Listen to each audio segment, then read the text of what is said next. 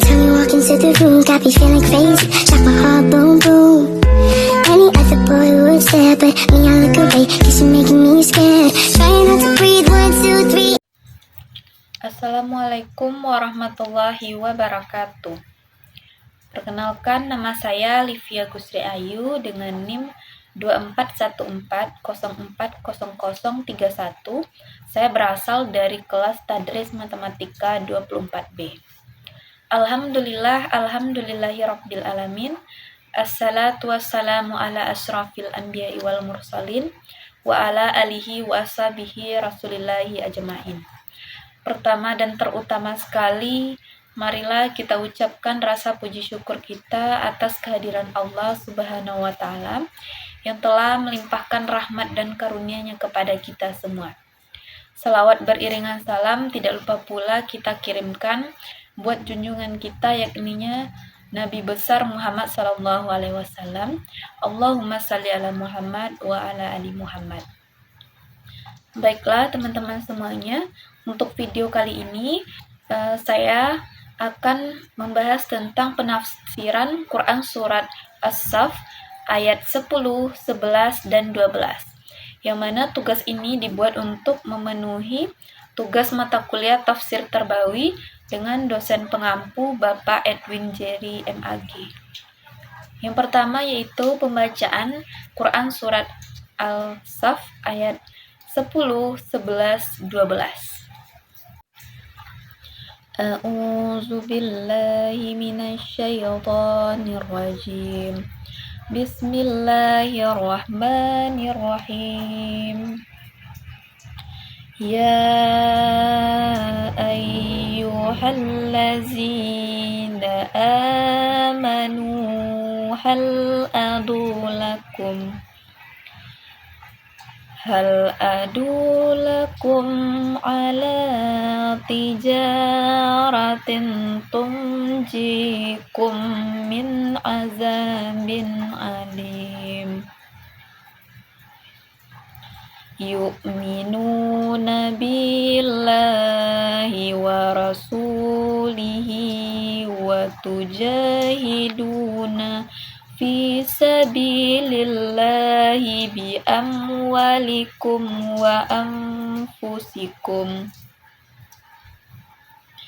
Zalikum khairul lakum in kuntum ta'lamun.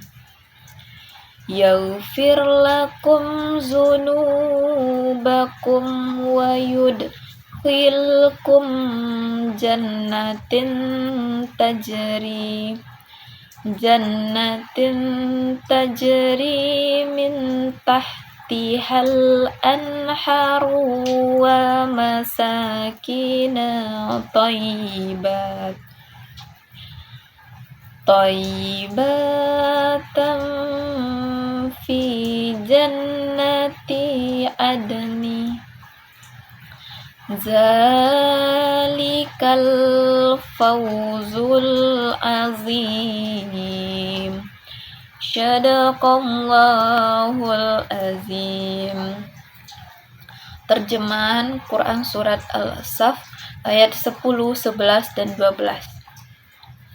Aku berlindung kepada Allah dari godaan syaitan yang terkutuk, dengan menyebut nama Allah yang Maha Pengasih lagi Maha Penyayang.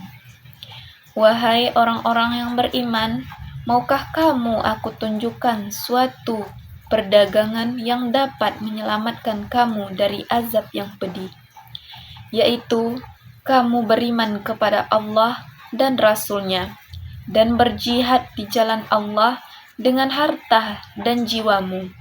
Itulah yang lebih baik bagi kamu jika kamu mengetahui. Niscaya Allah mengampuni dosa-dosamu dan memasukkan kamu ke dalam surga yang mengalir di bawahnya sungai-sungai dan tempat-tempat tinggal yang baik di dalam surga Adnan. Itulah kemenangan yang agung. Maha benar Allah dengan segala firman-Nya. Selanjutnya yaitu Asbabun Nuzul Quran Surat Al-Saff ayat 10, 11, dan 12. Para ulama tafsir seperti Al-Wahidi dan Ibnu Katsir menjelaskan bahwa ayat 10-12 dari surah As-Saff turun berkaitan dengan keadaan kaum muslim pada masa awal dakwah Islam ketika mereka menghadapi tekanan dan ancaman dari kaum musyrik. Pada saat itu, sebagai sahabat sangat ingin mengetahui amalan apa yang paling dicintai oleh Allah dan apa bentuk transaksi atau tijarah yang dapat menyelamatkan mereka dari azab Allah yang pedih. Mereka memikul beban perjuangan yang berat menghadapi peperangan, intimidasi, dan ujian yang mengancam keselamatan mereka. Dalam kondisi semacam itu, turunlah ayat ini sebagai jawaban dari Allah kepada orang-orang yang beriman yang bertanya tentang jalan keselamatan dan jalan yang paling diridhoi oleh Allah. Dalam riwayat disebutkan bahwa para sahabat bertanya kepada Rasulullah tentang amalan yang paling utama dan cara agar mereka benar-benar dapat meraih kemenangan serta keselamatan di dunia dan di akhirat. Ayat ini juga turun pada masa ketika kaum muslimin dipersiapkan untuk menghadapi ancaman dari luar, sehingga Allah menegaskan bahwa keberanian, kesabaran, dan pengorbanan adalah bagian dari komitmen keimanan. Para ulama seperti Al-Qutubi menegaskan bahwa ayat-ayat ini merupakan dorongan langsung dari Allah agar kaum muslimin tidak takut terhadap musuh dan tidak ragu untuk mengorbankan harta serta jiwa mereka demi tegaknya agama. Oleh karena itu, asbabun nuzul ayat ini berhubungan erat dengan situasi perperangan dan kebutuhan untuk menguatkan hati kaum beriman agar mereka tidak gentar dalam menghadapi tantangan dakwah. Selanjutnya itu penafsiran Quran surah Al-Saff ayat 10-12.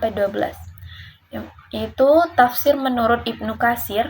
Menurut Ibnu Katsir, ayat 10-12 ini menunjukkan bagaimana Allah dengan penuh rahmat dan kelembutan menawarkan kepada orang-orang yang beriman sebuah tijarah atau perdagangan yang jauh lebih berharga daripada seluruh keuntungan dunia. Istilah tijarah dipakai karena manusia cenderung memahami konsep keuntungan, sehingga Allah memperumpamakan amal iman dan jihad sebagai transaksi yang mendatangkan keuntungan yang tidak terhingga. Ibnu Katsir menjelaskan bahwa perdagangan yang dimaksud adalah beriman kepada Allah dan Rasul-Nya dengan keyakinan yang benar disertai ketaatan serta berjuang di jalan Allah dengan harta dan jiwa. Jihad dalam penafsiran Ibnu Katsir ini tidak hanya bermakna peperangan fisik, tetapi mencangkup seluruh upaya yang dilakukan untuk membela agama, melalui pengorbanan materi, tenaga, kemampuan, maupun keberanian menghadapi tantangan. Sebagai gantinya, Allah menjanjikan ampunan atas dosa-dosa, surga yang kelak. Sebuah tempat penuh kenikmatan dan aliran-aliran sungai di bawahnya. Penutup itulah kemenangan yang besar. Menurut Ibnu Katsir, menunjukkan bahwa tidak ada keberuntungan yang melebihi keselamatan dari azab Allah dan masuk ke dalam surga yang mulia. Selanjutnya yaitu pembahasan dalam konteks pendidikan. Quran Surat As-Saff ayat 10. Dalam konteks pendidikan, ayat ini memberikan pengajaran bahwa setiap proses pembelajaran harus diarahkan pada satu tujuan mulia, yaitu keselamatan dan kebahagiaan yang hakiki. Ungkapan dan hal adulukum mengandung makna bahwa Allah menawarkan sebuah bimbingan sama seperti pendidik yang tidak hanya memberi arahan terbaik kepada peserta didiknya. Allah tidak memerintahkan secara keras tetapi mengajak dengan gaya bahasa yang persuasif dan penuh kasih sayang. Ini menunjukkan bahwa metode pendidikan Qurani bersifat dialogis, bukan sekedar otorier, dan memberikan ruang bagi peserta didik untuk merenungkan manfaat dari apa yang dipelajari. Guru dapat meniru pendekatan ini dengan mengajak siswa memahami nilai suatu ilmu sebelum menuntutnya untuk melaksanakannya. Ayat ini juga mengandung konsep tijarah atau perdagangan yang dalam konteks pendidikan dapat dipahami sebagai proses pertukaran antara usaha dan hasil. Selanjutnya, nilai pendidikan yang terdapat dalam Quran Surah As-Saff ayat 11. Ayat ini menegaskan tentang perdagangan yang ditawarkan oleh Allah dalam ayat ini. Sebelumnya terdiri dari 3 pilar utama, bagian kepada Allah, beriman kepada Rasulnya, dan berjihad di jalan Allah dengan harta maupun jiwa. Ketika ayat ini diletakkan dalam konteks pendidikan, ia memuat prinsip-prinsip pendidikan karakter, pembentukan kepribadian, serta arah pengembangan peserta didik agar menjadi manusia yang berintegritas, berdaya, juang tinggi, dan memiliki otoritas hidup yang benar. Selanjutnya, konteks pendidikan atau nilai-nilai pendidikan yang terdapat dalam Quran Surat As-Saff ayat 12, yaitu menggambarkan janji Allah berupa ampunan, surga yang mengalir di bawahnya sungai-sungai, tempat tinggal yang indah, dan disebut sebagai kemenangan yang agung. Dalam konteks pendidikan, ayat ini mengajarkan bahwa proses belajar harus memiliki orientasi spiritual dan tujuan jangka panjang. Ilmu bukan hanya untuk memperoleh prestasi duniawi, tetapi menjadi sarana pendekatan diri kepada Allah, memperbaiki akhlak, dan membentuk kepribadian yang bertanggung jawab. Jadi kesimpulannya, dalam konteks pendidikan, ketiga ayat ini menegaskan bahwa proses pembelajaran itu harus dibangun di atas landasan iman, ketekunan, dan orientasi akhirat. Ilmu bukan hanya sarana mencapai keberhasilan duniawi, tetapi juga jembatan untuk memperbaiki diri, memperkuat akhlak, serta mendekatkan diri kepada Allah. Dengan memahami nilai-nilai yang terkandung dalam ayat-ayat ini, peserta didik maupun pendidik diharapkan mampu menghadirkan pendidik yang menyeluruh, yang mencakup aspek intelektual, spiritual, dan memiliki nilai-nilai moral. Baiklah, mungkin itu saja penyampaian materi dari saya. Kalau ada kesalahan saya mohon maaf. Saya tutup dengan Assalamualaikum warahmatullahi wabarakatuh.